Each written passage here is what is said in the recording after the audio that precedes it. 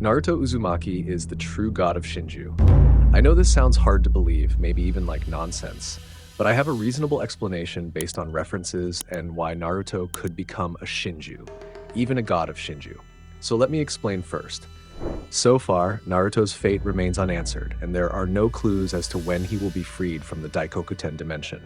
Will Jura himself eventually release him in the future? Who knows, right? Sometimes unexpected twists and surprises are what make a story truly exciting. Moreover, Naruto, who is currently sealed in Daikokuten, is a shinobi targeted by one of the divine tree humans, Jura. While it's true that Jura is now targeting Himawari, from the moment his instincts awakened, Naruto was actually his true target. But guys, let's get back to the main reason why Naruto will become the god of Shinju. One of them is related to Naruto's comrade and rival, Sasuke. We already know that Sasuke has been sealed and turned into a tree named Hidari. Since some of the predecessor characters experienced some significant nerfs, this has certainly been a debate between fans, especially Naruto and Sasuke. I won't blame any of those facts, but if we think rationally, this is the best way to make Boruto and others shine, because besides Naruto or Sasuke having an important role in the story, it will slowly kill Boruto's character and will make Boruto always be in his father's shadow. Back to the main topic. From the fact that Sasuke as a companion became a tree, I have a pretty crazy assumption. What if it turns out that Naruto is being projected by the author to become a Shinju in the future, just like Sasuke at this time? In other words, Naruto will become the best villain, or can also be called the strongest villain in history. After his rival becomes a Shinju, then in the future it will be his turn to become a Shinju. The reason is due to a similarity, or in other words, a fate and destiny that run parallel. Because if we analyze and consider, Naruto and Sasuke are two important characters in the Naruto and Boruto series. Their role is very vital, even though at first they have a much different perspective on life. But at the end of the story, they united to defeat the last enemy of humanity at that time, namely Otsutsuki Kaguya. From the beginning, the two of them were like two parallel figures. They always get equal jutsu and development. Even they also get Hagoromo Chakra, which was given specifically to them during the Fourth Shinobi World War. Not only their strength, but also their fate is almost the same. They have been lonely without a family since childhood. The point of all this is they always walk side by side. Whatever it is, starting from development and conflict, they are both always on the same path and balanced, as if they are like brothers who always have the same fate or destiny. In addition, they also lost their main powers so far. Sasuke lost Rinnegan, and Naruto lost Kyuubi or Kurama. But whatever it is, the roles of Naruto and Sasuke are still very important at the beginning of Boruto's story, Naruto Next Generations, where Naruto acts as Hokage and Sasuke as his shadow. However, the presence of Naruto and Sasuke in Boruto's story is considered to have a negative impact on the development of the Boruto series, or the development of Boruto's character itself. Many people say that Boruto is merely riding on his father's great name.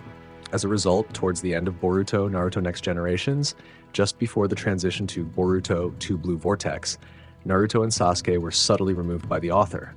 However, this was not done by killing or completely erasing them. If they were to die, it would have a negative impact on the Boruto series, potentially causing Naruto and Sasuke fans to stop reading or watching Boruto altogether. This, of course, would be detrimental to the author and other involved parties. Believe it or not, a significant portion of fans follow Boruto mainly to see the current situation of Sasuke or Naruto. Isn't that right? Therefore, the author chose to remove Naruto and Sasuke in a more subtle way, by sealing them both. Sealing is the most effective way to ensure that Naruto and Sasuke no longer play a role in the story, but they don't die either. In a sealed state, they seem to be frozen, so they will not die, age, or starve. The sealing also had a positive impact and increased traffic on the Boruto series itself, as well as on Boruto's character, who now has a much more mature nature, especially from his thoughts. We know Sasuke is currently completely sealed as a tree after being bitten by Tsumeaka. Even Naruto was first sealed in the Daikokuten dimension by Kawaki, but basically, both of them can still be saved. An important point that you should note from this lengthy explanation is the parallel between Naruto and Sasuke. Their stories, fates, destinies, and powers will ultimately always be the same and equal in any situation and condition.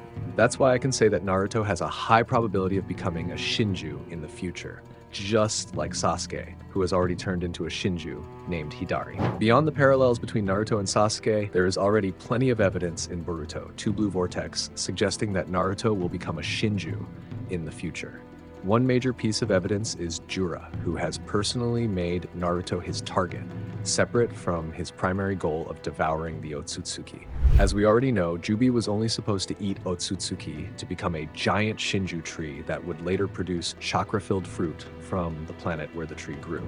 But because of Code's actions, Jubi evolved into a Shinju figure who has their own instincts. Their instincts lead them to target other targets besides Otsutsuki, namely the closest person to the figure manifested physically by the Shinju itself. But most likely, Jura targeting Naruto will be the correlation between the Ten Tails and the Kurama itself. But certainly, guys, the reason why Naruto will become a Shinju god is one of them because of Sasuke, with the same line of destiny, even as a rival and such. I seem to be very sure that the most ideal is to make him a Shinju, just like Sasuke. And besides the parallel between Sasuke and Naruto making him a Shinju, of course, it's also based on another reason, especially for Boruto himself. As we know, if Sasuke is currently a tree, he has the instinct to target and devour the person he loves, namely Sarada. As for Boruto himself, no entity has targeted him yet.